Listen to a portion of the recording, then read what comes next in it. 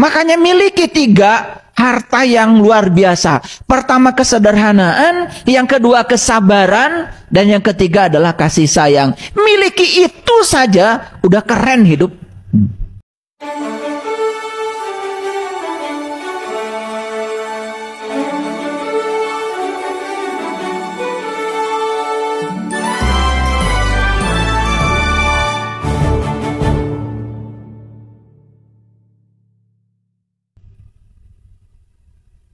Maka siapapun yang sudah sukses menerima dirinya sendiri, maka dia akan diterima oleh semesta.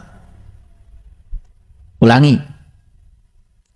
Kalau kita hari ini belum bisa menerima diri kita sendiri saja, diri ini kita tidak terima, kita berharap semesta menerima kehadiran kita, itu kan gak masuk akal. Anda saja tidak menerima diri Anda apa adanya, bagaimana semesta bisa menerima Anda?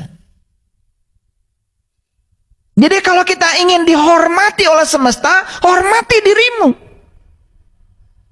Karena siapa yang berhasil menghormati dirinya dan menerima dirinya apa adanya, maka dia akan dihormati oleh semesta.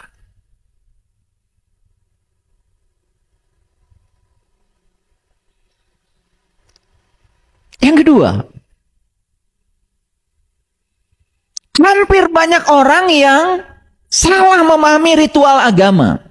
Dan ritual agama itu dijadikan sebagai tujuan. Tidak sedikit kan orang yang hitung pahala setiap hari ketika dia melaksanakan ritual agama. Lucu kan?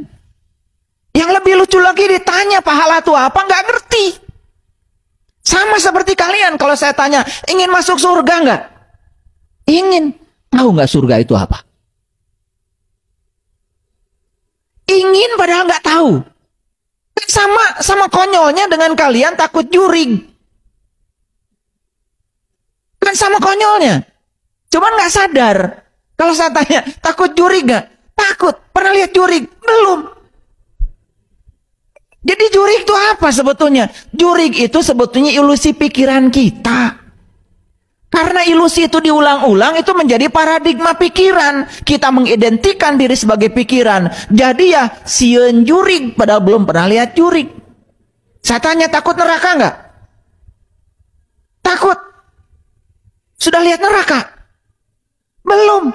Lo kenapa takut? Apa bedanya dengan Anda takut jurig? Ini salah kaprah ini. Harus diperbaiki. Padahal sederhana kok.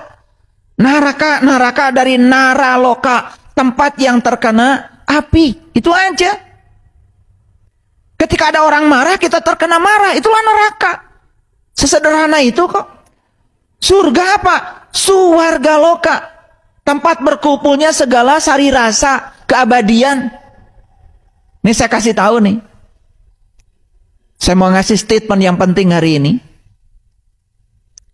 Ketika kita mati tidak merasa kehilangan apapun, saat itu kalian akan memasuki keabadian.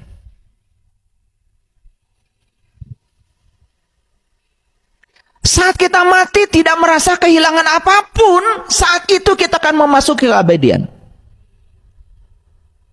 Dan orang yang mati tidak bisa memasuki keabadian karena apa? Dia merasa kehilangan sesuatu. Dan orang yang merasa kehilangan adalah mereka yang merasa memiliki. Jadi bagus sekali kalau sekarang kita mendidik diri kita untuk tidak memiliki apapun. Tidak merasa memiliki. Karena itu yang membuat kita pelit, itu yang membuat kita berhitung, itu yang membuat kita takut, rasa memiliki.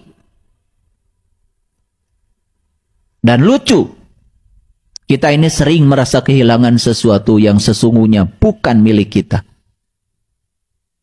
Karena ada rasa memiliki di situ. Siapapun yang membebaskan diri rasa memiliki dan hati ini tidak mati, dia akan masuk kepada alam keabadian. Dan rasa memiliki itulah yang kemudian menciptakan rasa kehilangan. Itulah yang selama ini kan godaan pikiran. Takut kehilangan pasangan, takut kehilangan kenyamanan, takut kehilangan rumah, takut kehilangan mobil, takut takut, semuanya takut. Dari mana takut itu? Dari rasa memiliki. Betul apa tidak? Cuman kita tidak pernah sadar. Itu aja. Nggak pernah sadar. Nih, salah kaprah dalam beragama. Contoh, saya kasih buktinya. Aqimis sholah, inna sholah tanha anil fasa wal munkar. Dirikanlah sholat, sesungguhnya sholat itu adalah sarana untuk mencegah manusia dari perbuatan keji dan munkar. Loh, ngitung rakaat. Loh, ngitung pahala. Loh, merasa paling soleh. Loh, merasa orang lain yang gak sholat salah.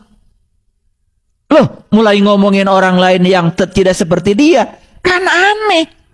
Harusnya kalau dia sadar dan tidak salah kaprah, dia bertanya, saya sudah sholat, tetapi saya masih melakukan perbuatan-perbuatan keji, munkar.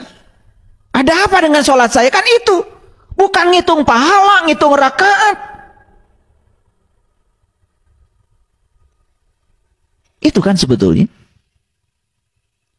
Makanya di dalam kitabnya Ibnu Atha ya, kitabnya Al-Hikam dikatakan, jika kamu ingin tahu sholatmu diterima atau tidak oleh Allah, tidak usah tanya Allah. Tanya saja perubahan apa yang terjadi setelah Anda sholat. Kan itu harusnya yang harus menjadi pikiran kita.